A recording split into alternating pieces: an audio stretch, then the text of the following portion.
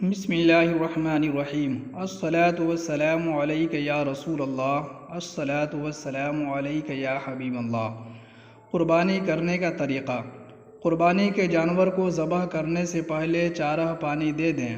پہلے سے چھری تیز کر لیں، لیکن جانور کے سامنے چھری تیز نہ کریں۔ جانور کو بائیں پہلو پر اس طرح لٹائیں کہ قبلہ یعنی پچھم کی طرف اس کا منہ ہو، اور ذبح کرنے والا اپنا داہنا پاؤں اس کے پہلو پر رکھ کر تیز چھری سے جلد ذبح کر دیں۔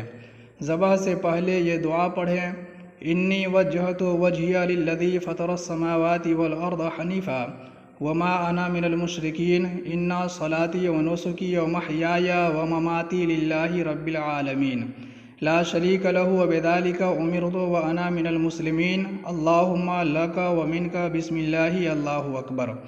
دعا ختم کرتے ہی چھری چلا دے۔